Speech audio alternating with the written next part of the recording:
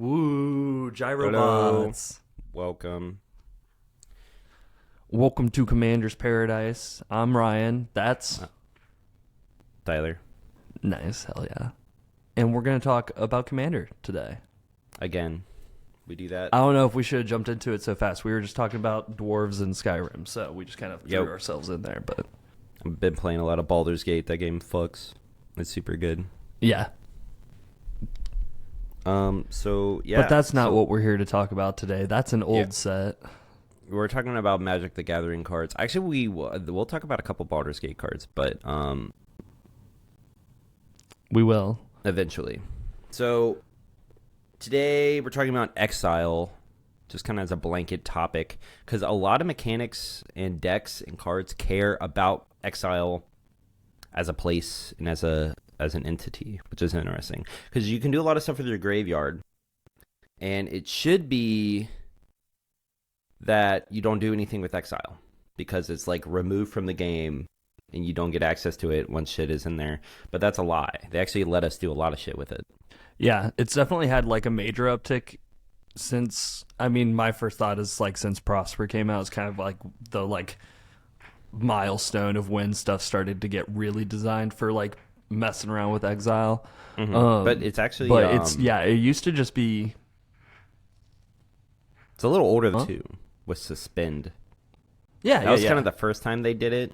But you're right. Prosper was kind of like the kickoff point where it's like, oh shit, now we're doing like casting from Exile gets you a bonus, and they've done a lot of stuff with that since him. Yeah, made it more of like a full mechanic than just like a holding zone still. Mm-hmm. But yeah, it's originally the remove from the game. So anytime you read old cards that say remove this card from the game, that's been errated to say Exile.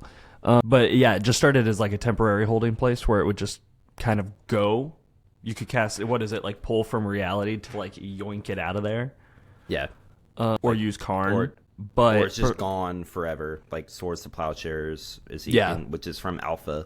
So it's just like it's been in the game the whole time. But it's like once something is considered removed from the game, it was gone forever. So like Swords to Plowshares, your shit is gone forever. Goodbye. You're never going to see it again.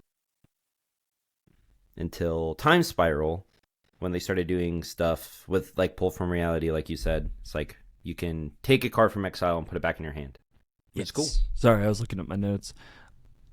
Yeah, it is sick. And I was looking at some of the like flavor reasons for it being in Exile, which is kind of cool because it's like, what does that mean for like the creatures and like the story? It's just kind of that full in between reality, but it's like for the card Rest in Peace, when anything goes into a graveyard, it gets exiled. The lore of that is that the souls are like fully at peace. So they don't like stay in the graveyard. They just go on to the next place, which I thought was really cool. And then there's also ones that are metal as fuck, like Lava Coil, that is you're burnt so beyond a crisp of reality that there's not even anything to pull back from, even if there was like a body, like just so just melted to nothing, dust, no atoms left. That's actually I never thought about that. Like obliterating bolt. It's like your shit is obliterated. The word obliterated is like your atoms like wiped from the face of the earth. Like the atoms don't exist anymore, which is like insane. For 2 mana. Yeah. And I think so it's kind of funny to think of it like that too, because it is just like a holding spot in the game, but there are like fun flavor things that happen when we use these spells, which is kind of fun. And I like telling that story. So but what else were we talking about? One of the big cards is like Draenith Magistrate. I think there was something about that on the list. Yeah. And then there's like were you some talking about pieces. the cap? Yeah, there's some hate pieces that care about Exile. So you got like Draenith Magistrate that says like your opponents can only cast spells from their hand. So that shuts off anything from Exile. So like Impulse Draw, and then of course it stops your commander, which sucks. And it's really good in Commander, and it is really hated in Commander for that reason because it kind of stops your opponents from executing their game plan. So that's really good. But notably, it does stop anything from Exile. And same with Uba Mask. Uba Mask. Because Uba Mask and Drainus Magistrate is like a combo. Because Uba... Wait, did I spell Uba wrong? Uba Mask... Uba Mask says if a player would draw a card, that player removes that card from the game face up instead. Each player may play cards he or she removes from the game with Uba Mask's turn. So instead of drawing a card, you exile cards, and then instead of drawing cards, you impulse draw cards. But then if you have Drain of Magistrate out, now your opponents will never be able to draw and cast spells again unless they immediately have removal right now. So it's just kind of a way you can lock out your opponents, which is pretty stinky. Yeah, super hard stacks lock. Yeah. And then there's also stinky stuff like Jester's Cap, which is kind of funny. It's an artifact that is 4 mana and you pay 2, tap and sack it. You search target opponent's library for 3 cards and remove them from the game. Just toss them in exile, which is just brutal. There's like, unless you're really trying to do stuff like that, there's no reason to play that card. But unless you know you're playing against like a Doomsday pile and you could just kind of pitch their pile, that's like the only reason I could think to play this card. And also that's like super meta dependent. I think that's called a lobotomy effect. And there's a lot of those. There's like we just got one called The End in Eldraine, in Wilds of Eldraine. There's one called Stone Brain that's pretty good. Praetor's Grasp, see some CEDH play. Praetor's Grasp is a 3-mana sorcery. Search target opponent's library for a card and exile it face down. Then the player shuffle his or her library. You may look at that and play that card for as long as it remains exiled, which is pretty cool. So if you can search for someone's Thassa's Oracle, and when you have Demonic Consultation in hand, you can search for, if you don't have it, you just steal it from them, so now they can't win with Thassa's. Or you can search for a counterspell. You can search for whatever you want. And there's other ones as well, but it just yeets them out of their deck and they're gone forever. That person no longer has access to them, which is cool. Yeah, absolutely debilitating. So yeah, exile can be a little stinky. Yeah, it's just really good for removal. You can remove creatures. You can remove artifacts or enchantments with Haywire Might. With creatures, black and white have exile removal, and blue, for some reason, gets it sometimes. And it's just like the best removal there is, especially with things like the One Ring running around, or like commanders having indestructible. Exile removal is just the best, because it just like doesn't matter, it's gone, get rid of it. So Swords is like the number 3 most played card. Swords of Plowshares is the number 3 most played card in the format, which is nuts. Which I think is hilarious when people are like, Commander players never play removal, when the number 3rd most played card, besides the 2 colorless cards, is a removal spell. Like, yeah. I think you don't know what you're talking about, Modern player. Just go back to playing Modern. Yeah. It's okay if you don't like Commander, but just don't play it. Don't talk about it then, if you don't know what you're talking about. Yeah, if you're not scared of 1 white, then you haven't felt true fear. Yeah, 1 white is terrifying. I love having 1 white. I hate it. But what should we pop into next?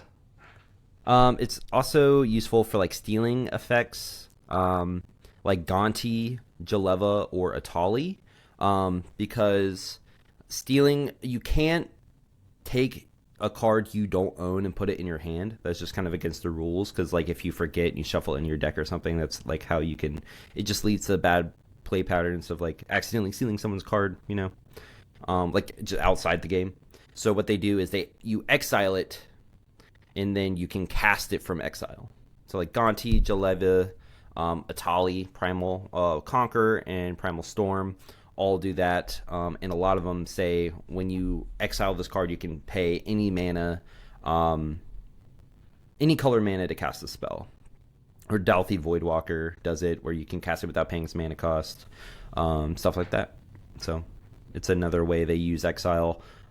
which is cool. It's a cool design, and we're getting more and more of those, and they're all playable. A lot of them are playable. Especially when it hits like multiple players all at once, like Atali does, is really sick. That's just like a ton of value. Even as the game has like gotten faster, if someone throws down an Atali, it's definitely something people get nervous about and try to remove that turn still. Oh yeah, Yeah. it's like not even big a deal. It's just like, I mean, it can cast a bunch of. It can be crazy, but like the amount of times I've played Atali and then gotten 3 lands, it's just like, who, what? You're That's that the worried about thing it is for like a it is 6/6? definitely up to random chance. Yeah. Yeah, it's other than that, it's just a big 6/6. That does it even have trample? Does it have? It has trample. No, the new one has trample. The new one It doesn't even have trample. Because it automatically it searches. They exile cards from the top until they reveal a non-land. So you always get a non-land, and then it's like a 7/7 with trample. That can turn into a Blightsteel Colossus, but that's not even that good. Like the good part of that card is the ETB, because you cast. Yeah, 4 just spells the for hit free. a non-land. Yeah. Yeah. But something else that Exile's used for a lot is blinking or like flickering cards. So this would be commanders like Brago. What's the little elephant from Baldur's Gate? Lulu. Lumpy. Lulu. Lulu, there's a lot of like blue and white cards that deal with like exiling something and then returning it at the end of turn, or exiling it and then immediately returning it. And that's called blink or flicker, and it's a good way to like really take advantage of a lot of ETBs, because when that creature re-enters the battlefield, if they have an ETB, that triggers again. And then you get stinky at the Panharmonicons and everything, and stuff starts going kind of crazy. But that all starts with just bouncing it into exile and then returning it. Yeah, and then I was gonna say there's some stuff that we can do in the graveyard too, if I'm not mistaken, right? You can like flashback stuff, and then Yeah, it goes so- into exile afterwards and unearth. Also, there's like specific type of reanimation. So like Osgear, you exile it from your graveyard and then make token copies of it. Or Ratadrabic, if it would die, if a legendary creature would die, you exile it instead, and then you make a token copy of it. Olivia Crimson Bride, she says reanimate a creature, but if you don't control, whenever you don't control a legendary vampire, you have to exile those creatures. So it kind of just makes reanimation more fair than just like immediately getting something back. It's like you get it back, but once it's gone forever. And then they also used to do stuff with like corpse counters. It's like you reanimate something with a corpse counter on it, and when it would die, exile it instead. So it's like you can, typically if you can get more than one reanimation from a creature or from an effect, you can only, whatever you reanimate, you only get one of them. It's gone forever after that. Yeah, I was doing a little bit of digging just because I couldn't remember for sure, but Eternalize is that same thing too, which is like unearth. Eternalize. And yeah, so flashback Yeah. is like for instants and sorceries, and then unearth is for permanents. Unearth used to only be for creatures, but in Brothers War they started doing unearth on artifacts, which is super interesting. So just any permanent can be unearthed for the most part. Artifacts or creatures, it'll be on enchantments at some point probably. And then flashback, yeah, and then whenever you use it for a second and then it's exiled, it's just gone forever. Yeah, you get it back for just a second. And then also like Encore. Yeah, Encore. Yeah, that's a similar like thing. was it Nimble Pilfer? So you make all those treasure tokens when it dies, and then it goes away for Yes. Yeah. the It's not final Nimble time. Pilfer, Bleh. it's something Pilfer, the little goblin. Yeah, let me find That them real card's dope. fast. Impulsive Pilfer. It's goblin in a tree. Yes. When you said impulsive, all I could see was like the Logan Paul logo on the card, and I was like, I gotta find it and get that image out of my head. Okay. Speaking of impulsive, there is a you can impulse draw. You can like exile cards from the top of your library, and then you can cast them for a short amount of time, either until your next turn or until end of turn, something like that. Sometimes you can cast them for as long as they're exiled, but that's pretty rare. For the most part, it's until it's temporary, so in a turn or until next turn. It's like Red's way of getting card advantage. Because drawing cards, Red isn't allowed to go up in cards; it's only allowed to stay the same. But Impulse Draw lets you get card advantage, and it's good enough for the most part because if you can, just getting access to a card for a turn, I mean that's really all you need. Obviously, it's not as good as what the other colors can do, but that's fine because I mean, Red can't be good at everything, you know. So it's good card advantage and it works. It's functional, and with all the other stuff Red can do, it's pretty sweet, and it fits the flavor of Red, where it's like, you're just passionate, you're like, you're angry, or you're just really into whatever you're doing. You're in the moment, so you don't have time to like think and like plan what you're doing. It's just you have access to whatever you're doing right now, and so you have the spell right now, or you don't, and then it's gone. It's fleeting. And there's a lot of commanders that care about exiling or impulse draw. And we'll talk about those later. But that's a pretty popular archetype now. Yeah, yeah. And then I think one of the last things that really uses exile a whole bunch is adventures, which we just got a bunch of new ones in Wilds of Eldraine. And that's kind of, it goes back to exile being kind of more of like a holding place, you know. For the flavor on this one, it's that the creature goes on a little adventure and then you cast them when they're done with that adventure. But adventures are really solid. The Wilds of Eldraine ones haven't seemed as crazy, at least not from what I've seen, as like the first Eldraine set. Which is solid, but I still think it's fun. It's always good to have a card that can do two things instead of one. So, yeah. Yeah, I don't think adventures are as good in Commander, because the effect is so efficient. They really have to like dumb them down. They're really good in 60 card, especially the original Eldraine ones, like Bonecrusher Giant runs Pioneer. It ran Standard. Lovestruck Beast is really good. Brazen Borrower is really good. Giant Killer, I think, is Commander playable. That card's awesome. It's the white one. And then Murderous Rider is pretty good because it's a murder on a creature. So it's above rate for a kill spell. With 3 mana. But then you get like a creature, I think, with lifelink out of it. So it's worth it. And it's a zombie, I'm pretty sure. It might be a zombie. So relevant creature type. I think it is a zombie. But so I don't think the adventure cards are as good, but they're still cool. So they're all playable for sure.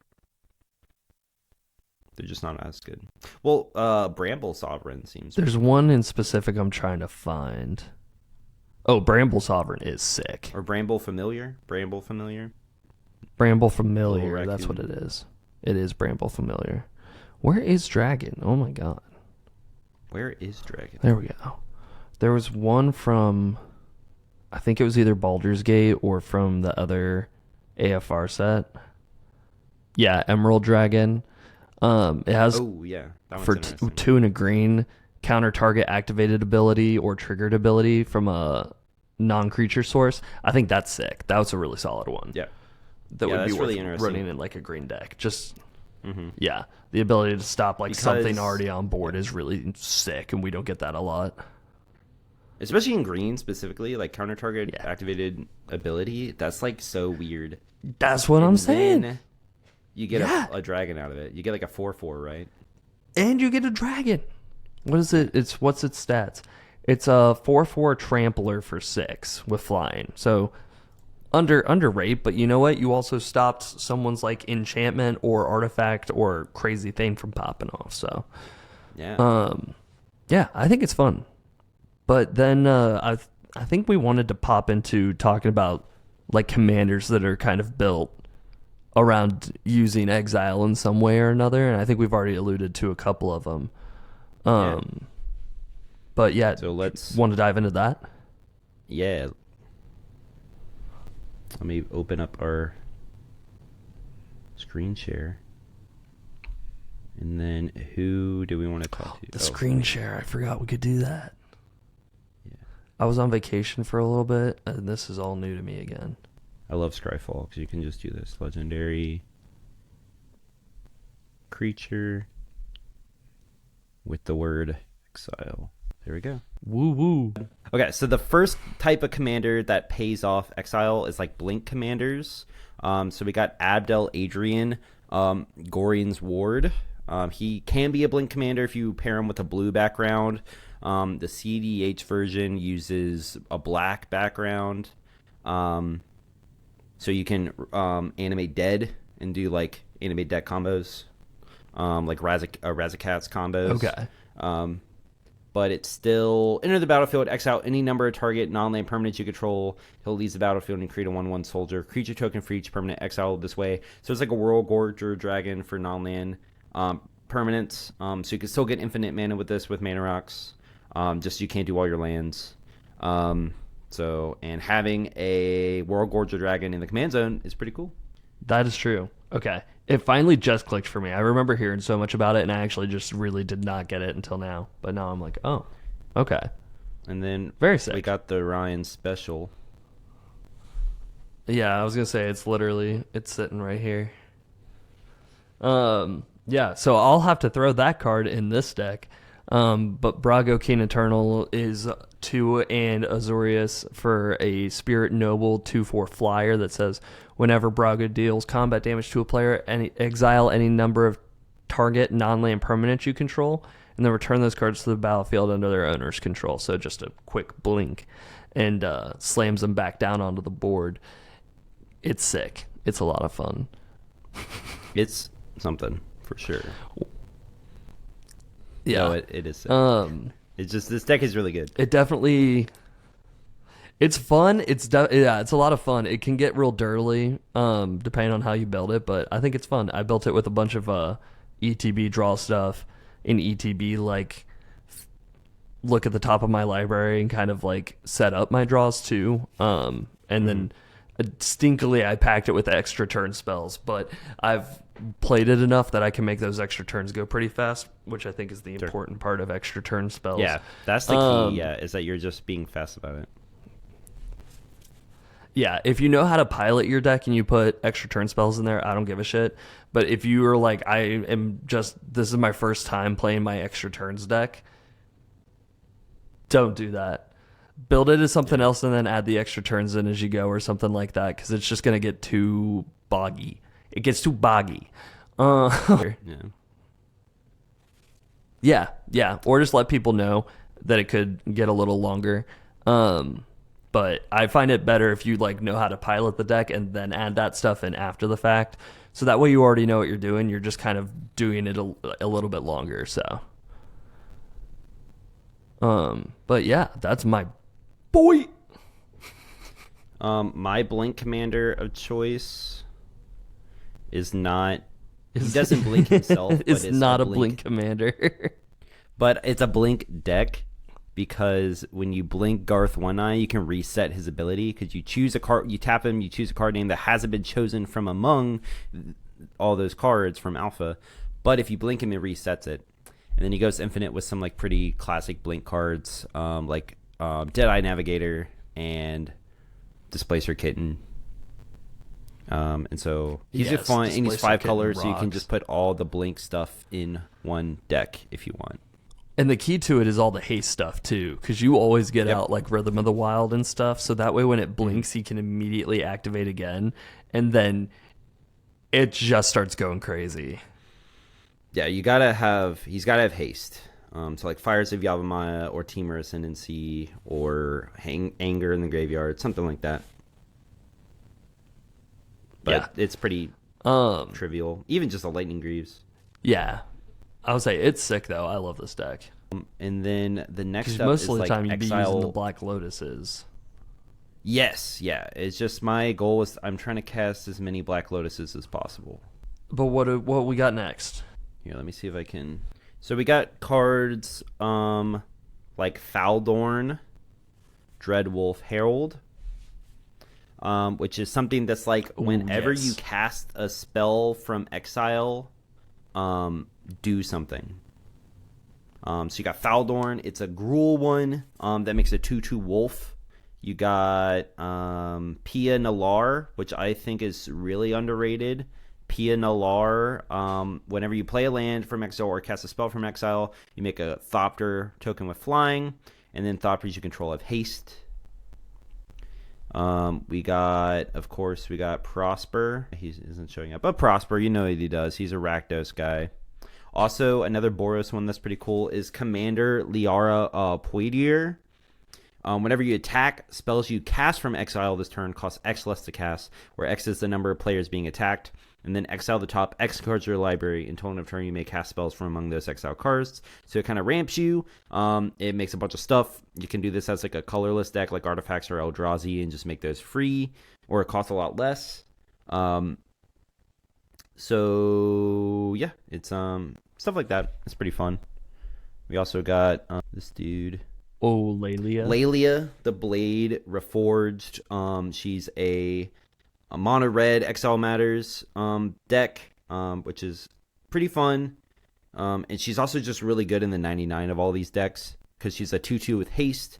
She comes down on turn 3 and then or turn 2 if you have a Soul Ring. And whenever she attacks, exiles the top card of your library. You may play it this turn, so she kind of draws a card whenever she attacks. And then whenever you exile a card from your library, you put a counter on her. So she gets bigger and bigger and bigger and bigger. And then you can just, if you run her in her own deck, you can just exile a bunch of cards and then cast like Chandra's Ignition and just burn out the table, which is pretty fun. Yeah. Also very sick in like Faldorn. Yes. Because that's tossing extra cards in exile and then more counters on her and then more ways to like make wolves, which is sick. Yeah. That like makes the engine go burr. Yeah, absolutely. Yeah, very sick. And the one before this was super sick too. I love the ability to make those spells all cast less. Yeah, I run her in my Pia deck. I don't have it in paper yet, but I've played it on Spell Table or on Moxfield. And she gets pretty nuts because you just swing with the Thopters and then your spells cost less. And you're making so many evasive flyers in that deck. Yeah, so you can make it all everything cast like 3 less. Mm-hmm. Yeah, I don't think I've played where that. X is the number of players being attacked. I need to play it. Yeah, we should definitely play that sometime soon. Yeah, super sick card. Nice. What's the next one we got? I think Alondo. Yeah, Dacier? So this dude's really cool. I spell it right. This dude seems really cool. So, suspend exile stuff, which is pretty interesting. And there's like him, and then Joyra of the Gitu are like the suspend commanders. So you got Simic and you got Izzet. And so you tap this dude to draw a card, then you exile a card from your hand and put a number of time counters on it equal to its mana value. It gains when the last time counter is removed from this card.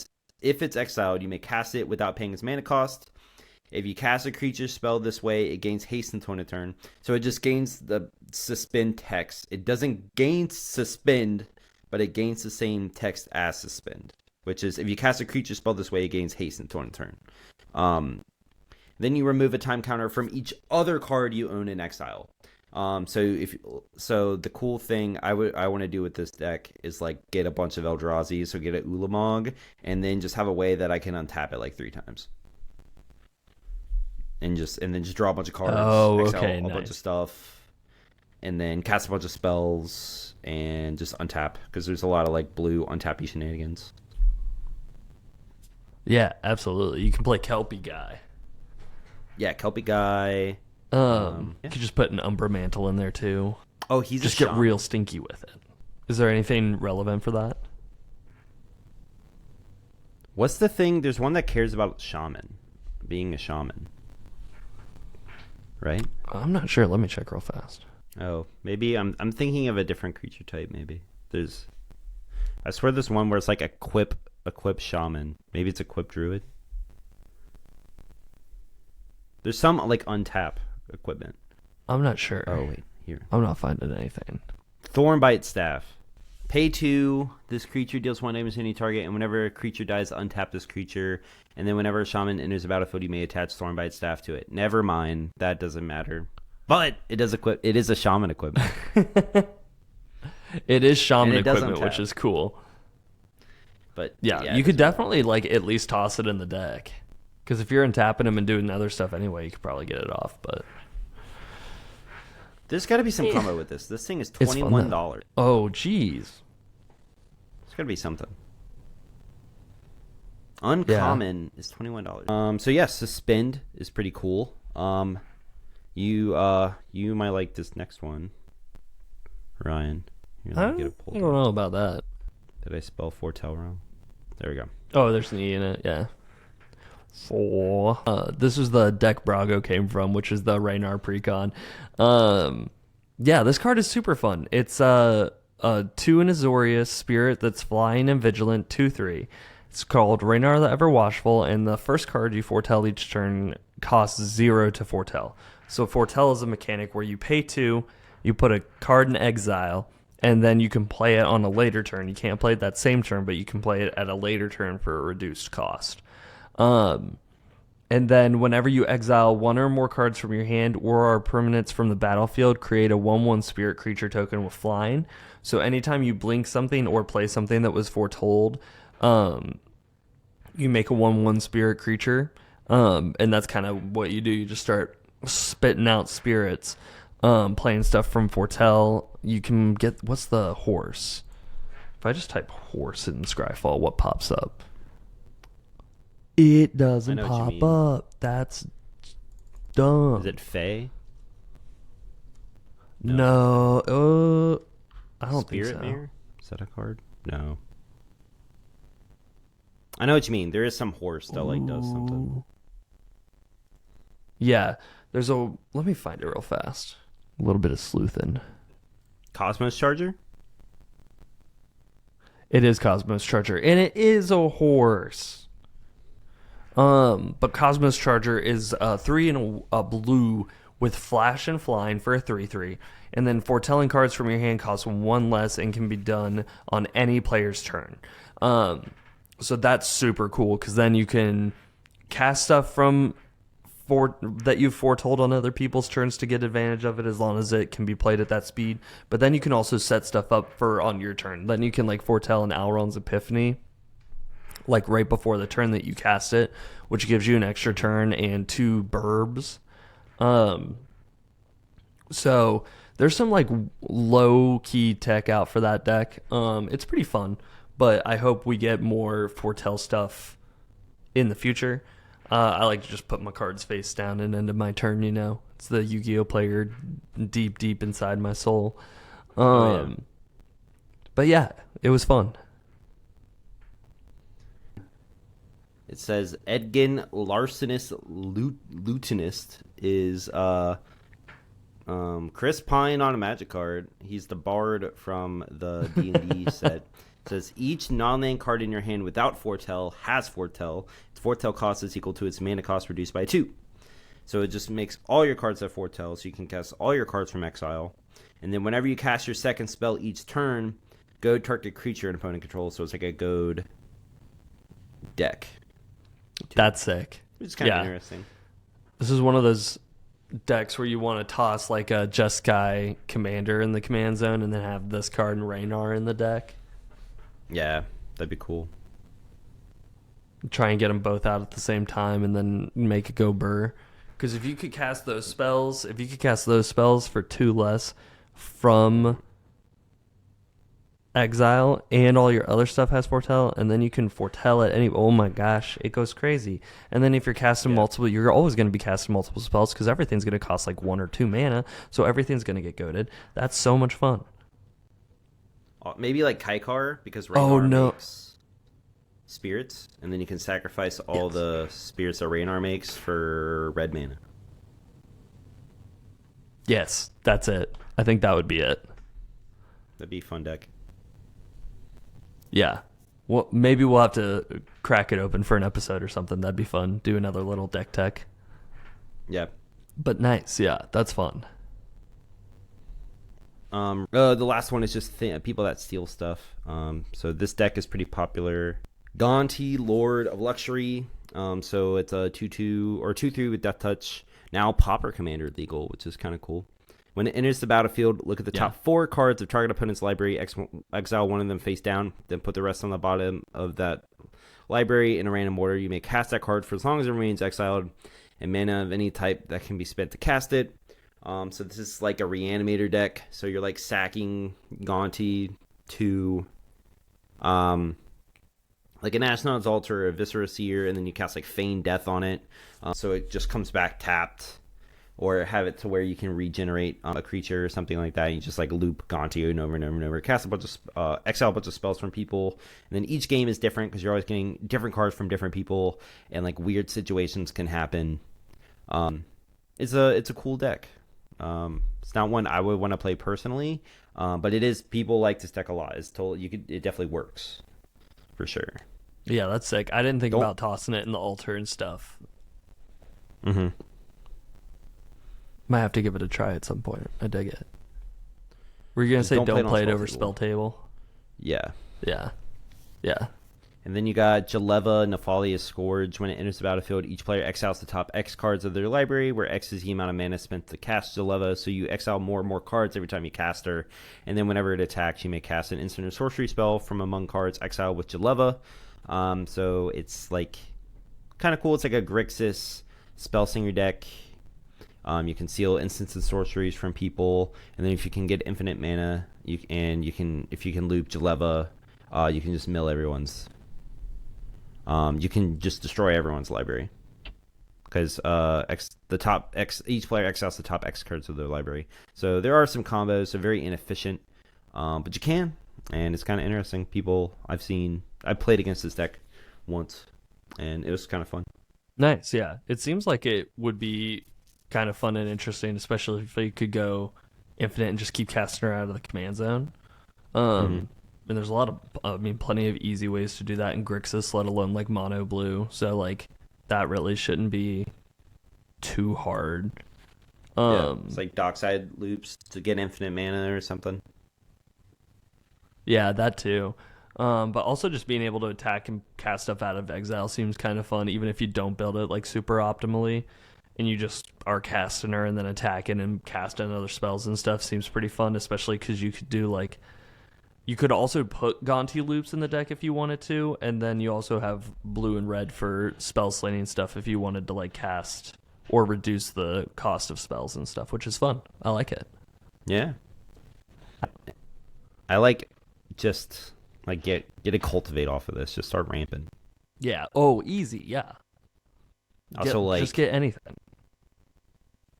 Snap is really good in this deck because it's like just return her to you cast her, then you cast Snap and you return her to your hand, and then you can't cast her again, and just start doing stuff like that. It'd be fun. Just keep doing it over and over again. Well, fuck yeah.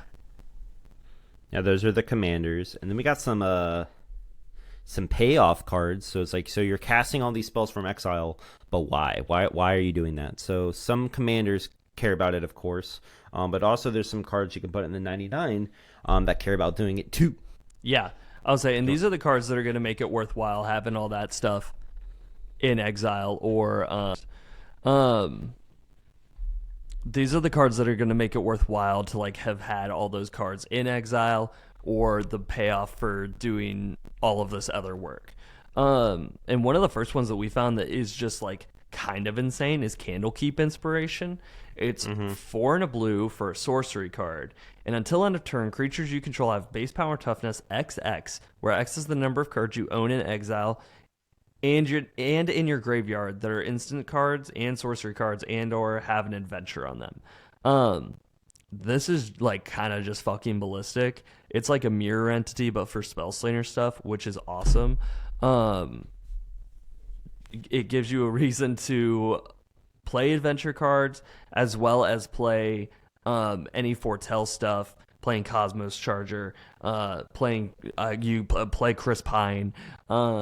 This is like going to be a really awesome way that no matter what you are doing, you can like cast an overrun, give everything flying, and just bash. Does it give flying? No, it doesn't give flying. It just gives +X+A, or it gives XX.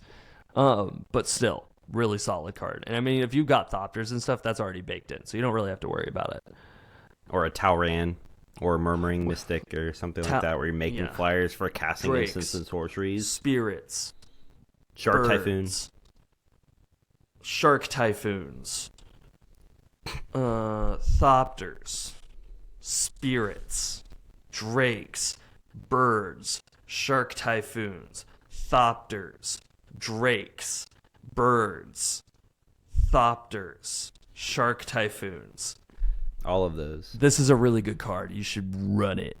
Yeah, it's like we found this overwhelming. I couldn't believe it. Kind of. Yeah, I've never heard of it, and like it just seems pretty good.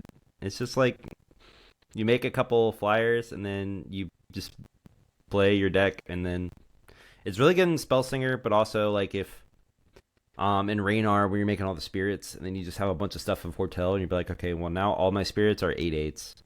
And it's like, well, that's probably enough. Yeah, and even if it doesn't close out the game, you've got stuff that you've had set aside in Exile to cast and use. So, like, anyone that's left, you've already got, like, a plan B built up for it. It's awesome. Yep. Cool and card. I think one of the next cards we had was Keeper of Secrets. This one seems cool. Yeah, this card is good. I like this card a lot. It's a 6 mana, 6/4 first strike haste demon, so it just comes in hot. And then whenever you cast a spell from anywhere other than your hand, Keeper of Secrets deals damage equal to that spell's mana value to target opponent. So this kind of weaponizes your spells. So like while you're casting your spells from exile, you're not just dirtling. You're using that casting to finish the game, which is good. That's what you want to be doing. So it's like your commander cares about exiling stuff, and then you're also using that to do the red thing, which is do whatever you want to do, and then do damage for doing that thing, which is what red is really, really, really good at. Yeah, and being able to cast these from anywhere is awesome. You know, in a perfect world, you have this card, and then you cast Candle Keep, so you're dealing 5 damage to target opponent, and then you're swinging for like 8 with everything.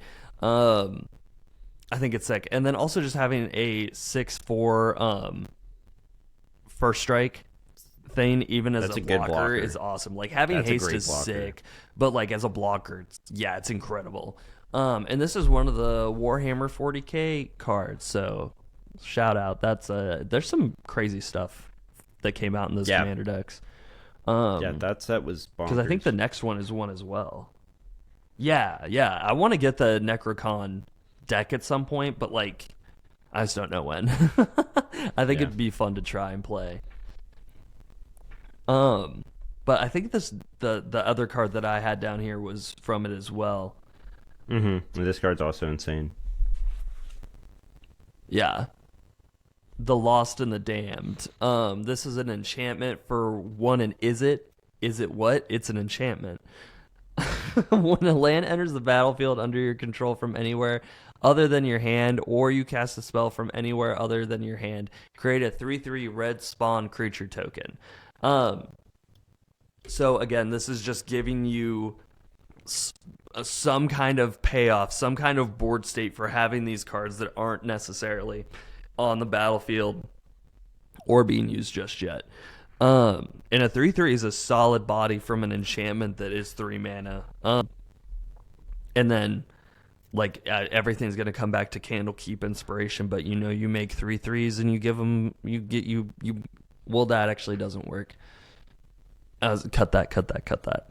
Because it changes their power and toughness. But it still gives you bodies. So, that's kind of the important thing, is getting bodies on the field. Yeah. And we forgot, there's another thing they use as Exile. It's Cascade. This is from the Grixis deck, which was like a Cascade themed deck. And so you exile cards from the top of your library until you cast something with lesser mana value. And so whenever you Cascade, you make a 3/3. So this is really good in like your Maelstrom Wanderer deck, because that's a teamer deck. And so it just like makes a bunch of tokens while you're exiling stuff. Or of course, this Grixis one. Like Abaddon, I think it's Abaddon that is Spoiler or something like that. Seems pretty cool. So yeah, Cascade as well. Also does stuff. But Um, I think those were next up we those got. are my two that I've brought to the party. I wanted to talk about this one specifically is really good. Passionate Archaeologist. It's a background from um, Baldur's Gate. It says commander creatures you own have whenever you cast a spell from exile, the creature deals damage equal to that spell's mana value to target opponent. So it's the same thing as that creature, except for it doesn't do. Oh, never mind. But so it's the same thing as that one creature, but it's only 2 mana. You do have to have your commander out, but you're going to be doing that anyway. If somehow you can have a partner commander that cares about exile, this thing is insane. I don't know if we have that yet, but maybe like a Vile Smasher, like Cascade deck or something could be pretty nuts. Wait, that sounds amazing. Now I want to do a Vile Smasher Cascade deck. That sounds dope. But Do it. but yeah, I wonder if any of the partners care about Cascade. I don't think so. But for 2 mana, this card is sick. Yes. Yes. Shit, sorry. I lost the and then we got another, that's how you spell it. This is not a real word. Nalvenshni. It's like a demon. Also from Baldur's Gate. Whenever you cast a spell from exile, copy it. You may choose new targets for the copy. If it's a permanent spell, the copy gains haste, and at the beginning of the instep, sacrifice is permanent. So if you're doing stuff from anywhere in exile, you're doing it extra. You're making extra permanents. You're casting extra spells. You're sacrificing stuff if you care about that. This thing just seems really crazy. And it's a 4/6 flyer, so it's a pretty good You're blocker. copying your cascades. It's 6 mana. Yeah. But this is... Yeah, and the copy gains haste, yeah. This is like, if you're set up and stuff and you play it and then you're able to take some kind of advantage of it, whether it be Cascade or some foretell cards that have been sitting there for a second, this could be crazy. Mm-hmm. But if you don't untap with it, it probably might just be a waste of 6 mana. Sure, but if you can reanimate it or something, or like sneak it in or somehow. That's true too, yeah. And also, like, I don't know how Cool. scary this would be coming down. It depends on your board state, you know. It's a 4/6 flyer. So, but I think it's cool. And I love the art for it. Yeah, it's just that big demon. He looked weird. The D&D demons are weird. Yeah. Yeah, and they're mean. They're brutal. I think we fought one in the Dungeon of the Mad Mage, and it kicked our butts. Yeah, you guys fought most of the demons. If you haven't already, play D&D with your friends. It's fun. It's fun. It is fun. Stop And we got creaking. another one. My favorite card, Rod of. If I could spell, the world would be a better place. Another D&D card. Lots of D&D cards in here. 3 mana artifact. Whenever a player casts an instant or sorcery spell, exile it instead of putting it into a graveyard as it resolves. So this is all players. And then you can pay X and tap it and sacrifice Rod of Absorption. You may cast any number of spells from among cards exile with Rod of Absorption with total mana value X or less without paying their mana cost. So if you are casting a bunch of instants and sorceries, this is cool. But then also this triggers all your stuff from casting from exile. So if you have your now Fancy out, you're going to copy all those instants and sorcery spells. You're going to deal a bunch of damage when you cast all of them from exile.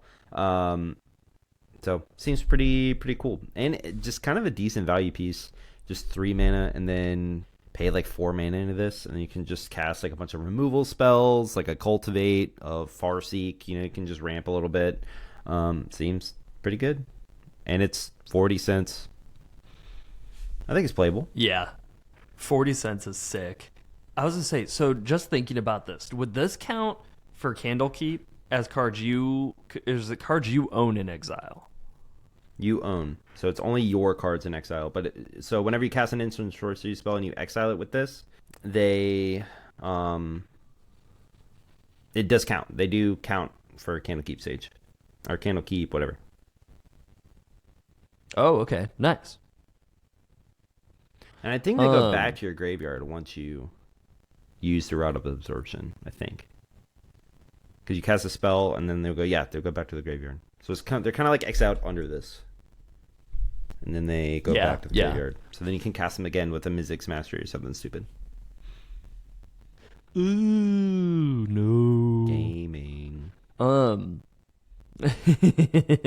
But no, this card is sick. We had found this one right before we started recording the episode, and if anyone has any play experience with this card, let us know how it went, and if you played with any of these cards, or you have a deck that's around taking advantage of all this exile stuff, let us know what you've got in it. What's some of the stuff that we missed? Yeah, I mean, there's a lot of cards that care about exile in a bunch of different ways. This is just kind of the ones we think are cool, but there's a lot more. Yeah. Did you have anything else, Ryan? I heard loose. I know. She's needy. No, I think if you're gonna play exile cards, what would be your choice of color if you were building, you built Pia, but after doing this, what do you think are some of the best colors for exile? Definitely red. Red's the best because it's got the most payoffs. It's got the most enablers. It does damage. It has the most ways to get stuff into exile. And you can make treasure. So red adjacent decks. And then for me, I like the Boros stuff. Because there's 3 different legends that care about exile, and then you could fit all the mono red stuff in there. And then white is just is a good secondary color. And then the weakness with Boros is card advantage, and you do not have a weakness for card advantage in an impulse draw deck. So it's just insane. It's just turbo aggro, just fly through your deck. And so that's my choice. It's Boros, but anything red adjacent, I think is pretty good. Yeah, absolutely. Yeah, after doing this, I would definitely agree with that. I would probably lean Spell Slinger, red and blue, taking advantage of that. And then not that there's a commander that's built for it, but if you wanted to build a shell and have 2 secret commanders or something, I think Jeskai would be one of the best colors to take advantage of it, because you can blink stuff, foretell stuff, deal damage, make a bunch of tokens, but yeah, and I think all the colors have ways to build it. Black's got stuff too. So I mean, green does too, a little bit. But yeah, I think Jeskai to me would be my pick of choice at this point. Yeah. Also, you could do Saskia, because Saskia is 4 color. You get green, white, blue, or no, green, white, black, and red. And so you could fit Pia, you can fit Faldorn, and you can fit Prosper in there, which is pretty nuts. Hell yeah. I mean, that's the other thing too, is either build a Nephilim deck or a partner 4-color pile that just does all of it. I kind of want to see that. Yeah. Yeah, I think Saskia would be cool, because then Saskia is just pretty good. She just funnels damage into people. Yeah. Cool. Also, you could do, off the top of my head, you could do Bruce Tarl and Wild Smasher for a Mardu kind of thing, and get Pia and Prosper in there.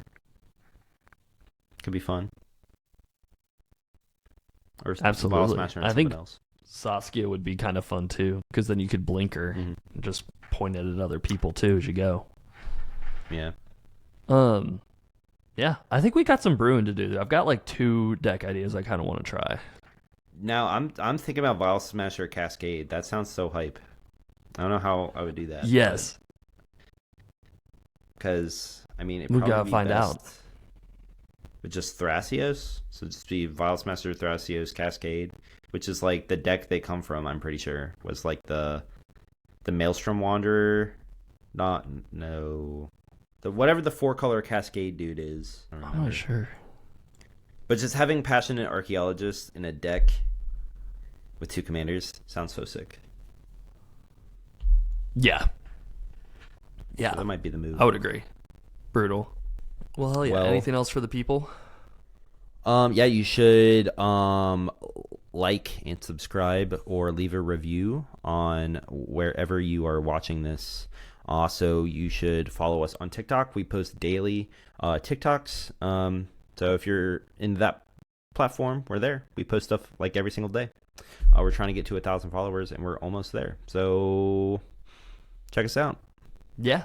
Give us a follow. Come over, say hi. We're always trying to get games in. We don't have a Discord or anything like that, so just give us a follow on TikTok or Twitter.